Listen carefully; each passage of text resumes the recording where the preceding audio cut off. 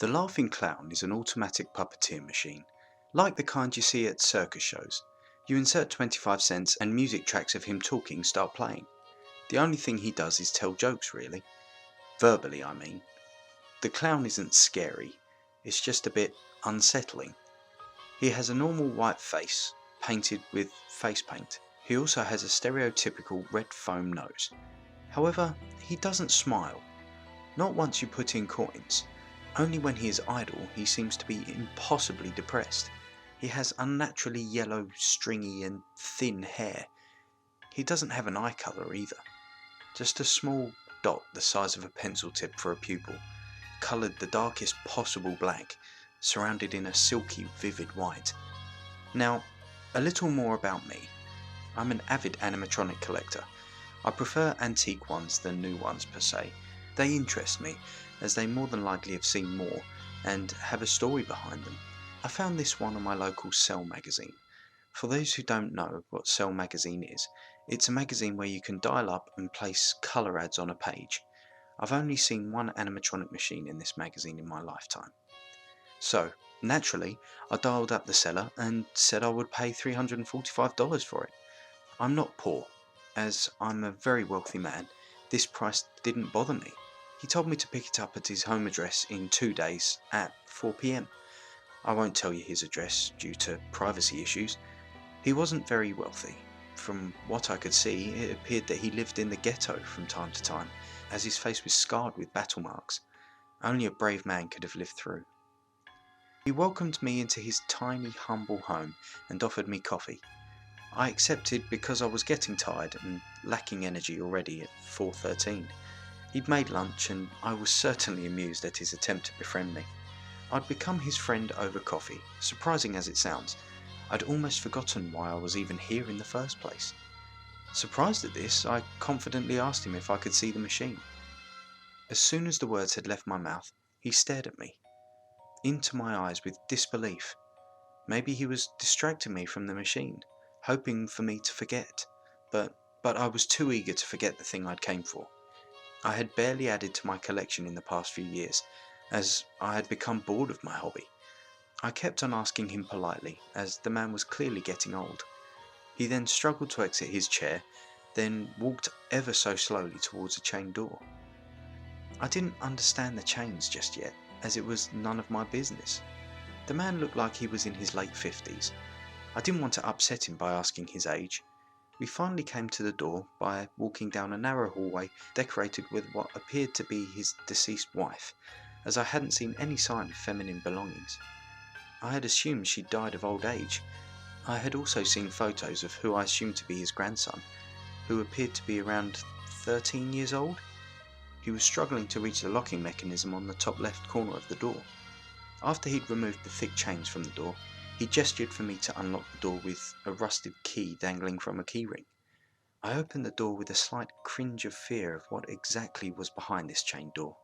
I peeked through a crack in the door that was previously covered with a lock and saw an animatronic machine titled in red and blue lettering, Laughing Clown. The lettering was big and bold. I'd assumed it was the machine I'd come for. I walked slowly into the room. The eyes of the clown appeared to be following my movements. It was just paranoia, as it wasn't even plugged in. The old man motioned for me to plug it in, while he appeared to be nervously walking backwards towards the door. The room was decaying, more than likely due to negligence. The pastel green paint was peeling from the rotten wood walls. There weren't any windows to be seen. The air reeked of mould or mildew. Whatever had claimed the woods seemed to be thriving in the environment. I walked over to behind the machine and heard the dirty wooden floor creak with every step. I bent down at the side of the machine, fearing that I would see a cockroach. I looked for the cord and eventually found it, covered in a thick layer of dirt and dust. I brushed it, then blew the dirt off the cord and plugged it into the old outlet, hoping it would work. I never had change in my pocket, so I mentioned it to the old man and he reached his frail, bony hands into his wallet to pick out some change. I inserted the coin into the slot and his robotic eyes glowed a bright white and came to life. The rest of his body followed suit. Hello there. How are you doing? it said in a high-pitched, electronic-sounding voice. I was thrilled that it was working, but the man was frowning, almost unhappy that it was working. I waited and was about to chat to the man when suddenly, "Do you want to hear a joke? Why did the chicken cross the road?" It interrupted me with this phrase, and I let out a giggle at his words. To get to the other side, silly. It continued, as its mouth was not in sync at all with what he had said. I was ecstatic that it was working, almost thrilled. I handed him the money when the clown's eyes dulled into plain white, meaning he was off.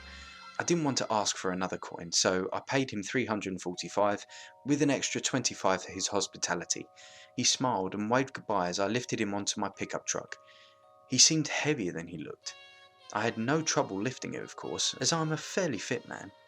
I lifted it onto my truck and entered the driver's seat. The seat made a squeaky, leathery sound as I squeezed in. I was driving my way back towards my house, along the empty highway at almost 9:30, and I began to hear a young child's giggle. It was as if he was trying to keep the laughter in.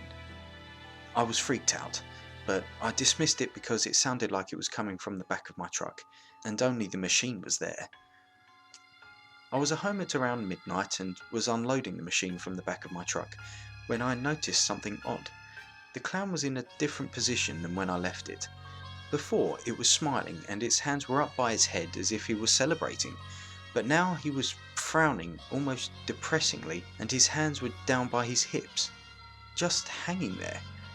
When I began moving him, his arms were swaying by his sides. I had trouble fitting it through my front door, but eventually made it through, due to the fact that I had turned it around, making for an easier fit. I placed him down the hall, in the room by my bedroom where I stood my collection. I placed it between my Stormtrooper figure and my T-Rex animatronic. I went to fall asleep, but a few moments later, I woke up to childish laughter again, this time from my basement.